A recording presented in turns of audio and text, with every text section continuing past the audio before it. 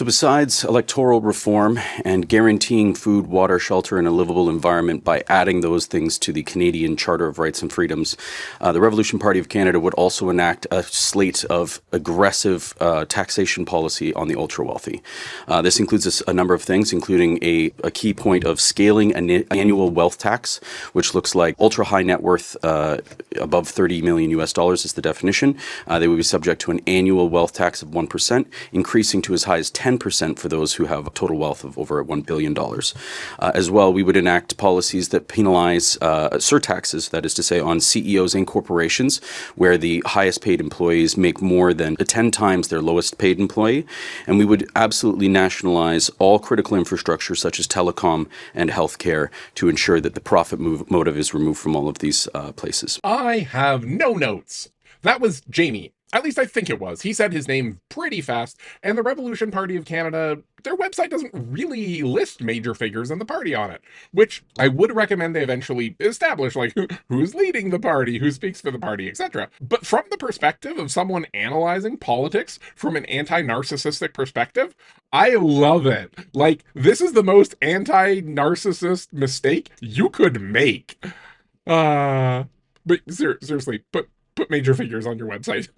I don't know if Mr. Cleanup needs a shave, love the toque, or Captain Colorful is the party leader, but I love all of you. For the record, in this clip, he doesn't say maximum wage in their video, but this is very, very similar to, if you scroll all the way down on my page, my second video, the first one is making fun of the certain gesture that elicited eye rolls around the world. But my first try at a video, which nobody watched because it did not grab anyone's attention.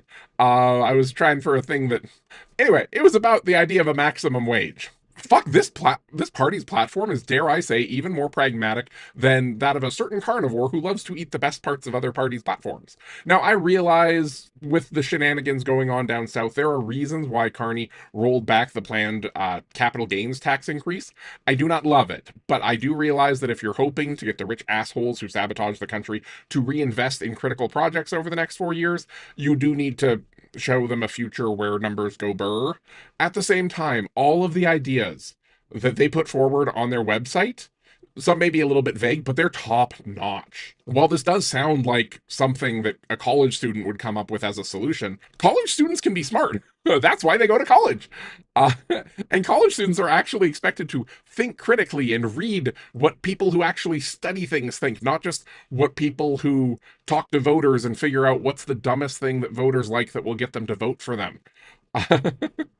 If you go to a college, you don't have the influence of the people who own Rogers and CTV and like you just have experts in the fields, and that's college students can be great. So I'm going to work backward on their three major priorities, electoral reform being one. And yeah, let's be honest, the whole first past the post system sucks. It's one of the reasons why it looked like we were going to be getting Pierre personality disorder before Trudeau dropped out and Carney jumped in. So I realized that Trudeau apparently wanted to do it, yet never got around to doing it.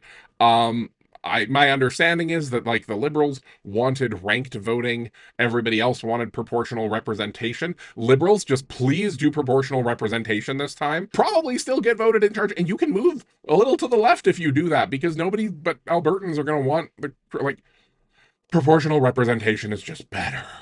Another one of their major topics is food and shelter, and I definitely agree in principle. I think some of their, like, stated plans they could be presented better, especially if they were presented with plans that take in, like, behavioral psychology. For example, like, one of their plans right now is that they would nationalize the food banks and they would do that to solve hunger.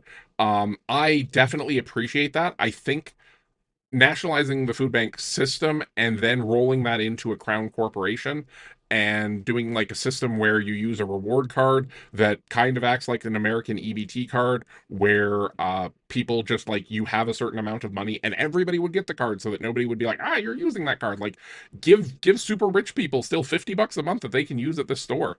But if you make it a store, psychologically, there's things that happen in people's heads where they feel more comfortable using it and feel less shame because they feel like they're getting something that they're entitled to, not something that they're asking for a handout from.